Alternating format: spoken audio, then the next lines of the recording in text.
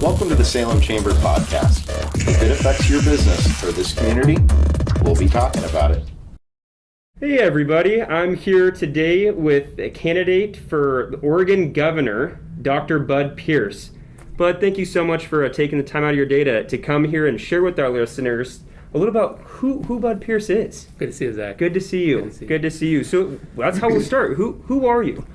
Well, I would describe myself as this way. I'm a person of strong personal faith, and I find that that's a great comfort to me, especially, Selma's passing, and but all through my life, really. And so that kind of anchors me. I think that's important for people to know about me.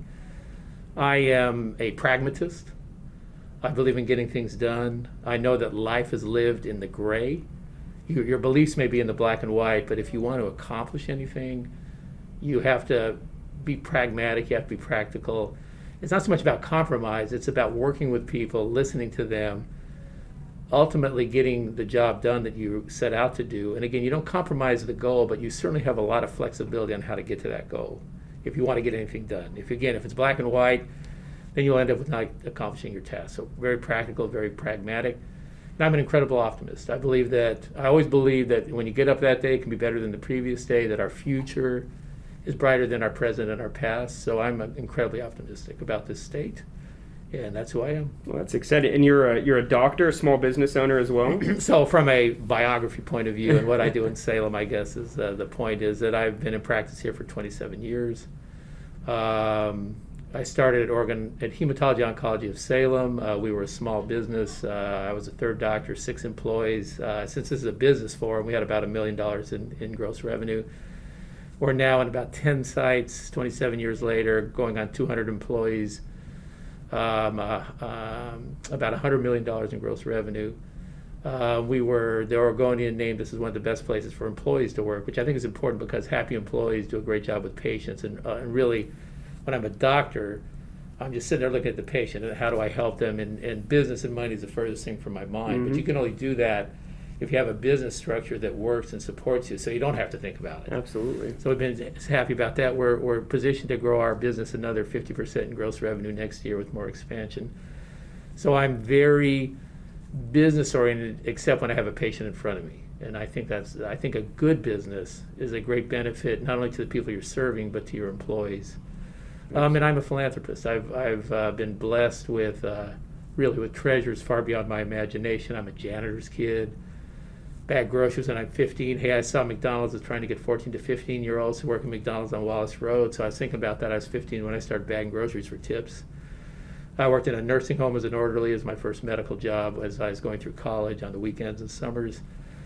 So I'm someone who started there, and again, life just rained incredible financial success upon me.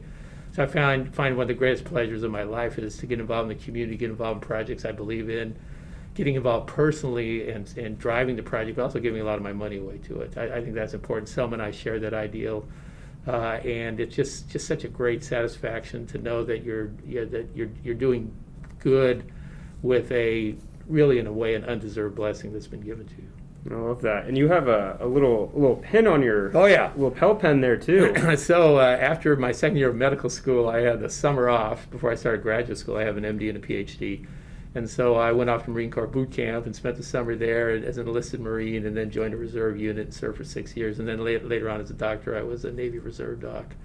So I think one of the things that in life I've been curious. I guess that's another thing about being curious, and I want to experience a lot of life. I want to have just different experiences I couldn't imagine that I would do. But when I see something and it's possible for me to do it, I want to take it down and find out if I can do it. Can you get through Marine Corps boot camp and be a Marine? That's not without challenge.